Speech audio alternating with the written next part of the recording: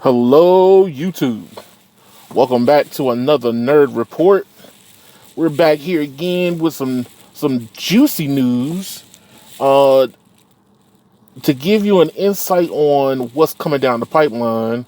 The question I have to ask today is which cellular company is going to have the money to play ball?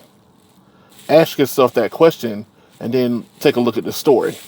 But before we get into it, like, share, and subscribe to the channel, and then also stay for the story.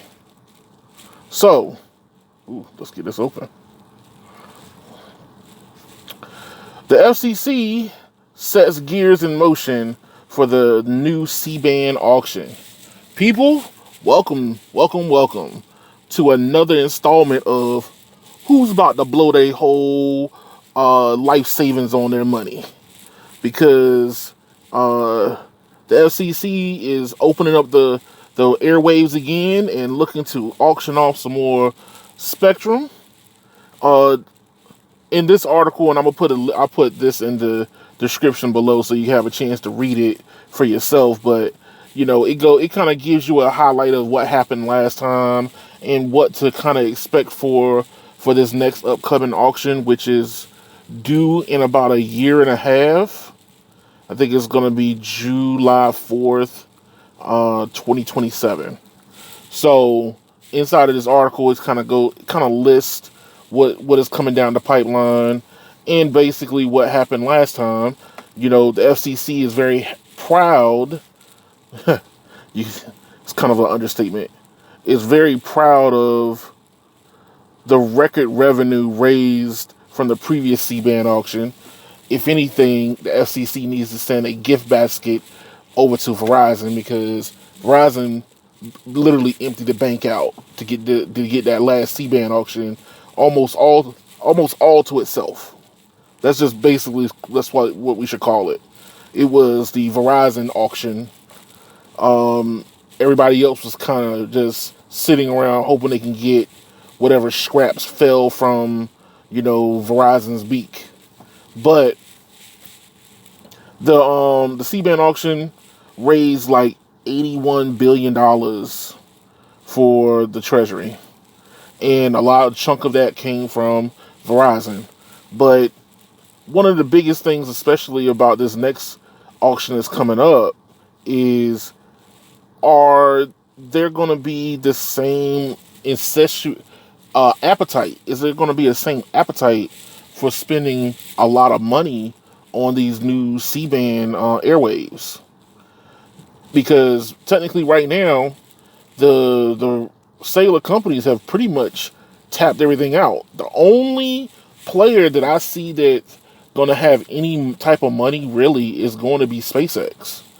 And SpaceX has been trying to lobby to get more airwaves in the pipeline for a while now, since now that they want to play in the direct-to-sale cellular game.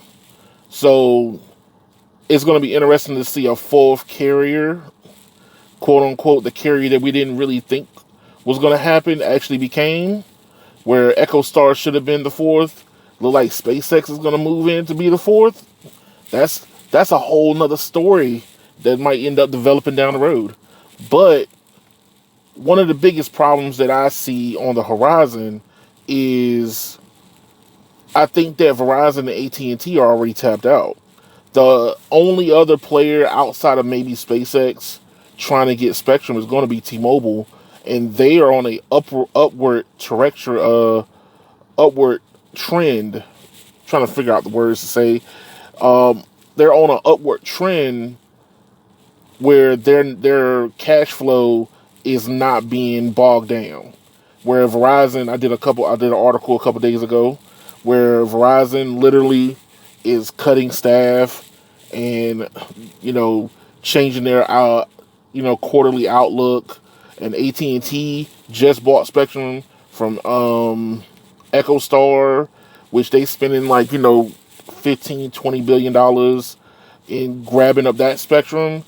It's kind of hard to really see a Verizon spending spree happening uh, for this next C-band auction.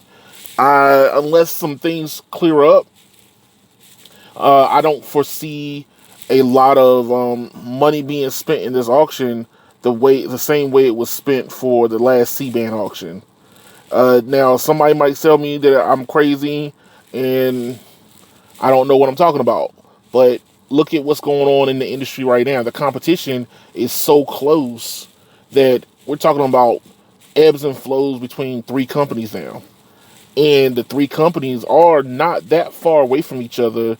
You know, Verizon might be on the ropes right now, but they have enough time to correct the ship. The only problem they're having is paying for the last auction. They're trying to find another revenue stream to pay for the C-band auction that they spent a lot of money in, but they don't have another revenue stream to actually tap into. They're going to have to pay for this out of their own pockets. Verizon, last between 4G, they pretty much made the customer pay for the deployment of 4G, and they turn around and try to do it again under 5G, but they didn't get the ability to set everything in motion like they really wanted to. So now you're talking about moving on to 6G, which is going to be another 5 years from now, another 2 years, almost, it's going to be under 2 years. So almost under 2 years from now, you got another auction getting ready to spit out some more juice on the airwaves. And the airwaves that we're talking about now is going to be from the 3.98 to the 4.2 gigahertz band. Let's see, the FCC voted unanimously today to move forward. The range auction is at least 100 and possibly up to 180 megahertz of C-band spectrum. So this is good for future-proofing the cellular networks. The problem that you run into is there might not be a lot of money sloshing around to be able to get this auction up to previous standards. I don't foresee a lot of people going ham crazy trying to bend over backwards to get this spectrum. They're going to want to be in the spectrum auction, yes, but to push it to its limits, T-Mobile is the only company that I see outside of SpaceX that will have a chance to actually grab a lot more spectrum than their competitors, because they're having a more friendly quarterly earnings year over year, from what I'm understanding. People breaking down what their earnings reports are, and then you see what the other companies are doing. They're spending a lot of money on just grabbing spectrum from somebody else. That's AT&T. Verizon spent their whole load on the last auction. So it's going to be difficult to really see exactly how this might turn out, but that's my prediction. Put it in the comments below what your prediction is, and let me know which way do you think the sales are going to turn. Do you think Verizon's going to be able to clear up their balance sheet in time for another auction to be able to hit? Or do you think that AT&T has done the right approach, where they kind of just let everybody go grab what they want to grab and then turn around and pull it from them later? And I feel like they're overpaying for a lot of the spectrum that they're getting. AT&T's problem has always been spectrum itself. They have a lot of spectrum holdings, but their spectrum depth is not very deep. And this is probably would be a prime time for them to deepen their spectrum holdings and not have a shallow skim of said spectrum that they already have. What is it? They have the DoD, which was only 60 megahertz. And then, what is it? They have some C-band, but it's like 40 megahertz nationwide. So they got spectrum, but it's not deep. They need deep spectrum holdings. And this would be a prime example for them to go after this auction and be the main player outside of T-Mobile and kind of bully T-Mobile off of this. Because if T-Mobile grabs anywhere close to being 100 megahertz chunks, they can end up dominating the next generation era of spectrum and cellular technology, being 6G. If they grab anything over 100 megahertz, that gives them even more power in an industry where it's already cutthroat as it is. So that's what's on the floor right now. Let me know what you think. Like, share, and subscribe to the channel. Hype up the channel also so we can get the conversation going. And leave your opinion in the comments section below. And I will put this article in the description below so you can have a chance to read it and give your ideas and your opinions on the matter also, because I'm curious to see what other people think about what I'm trying to, deduce from, reading these articles myself. Thank y'all for watching, and y'all have a good one.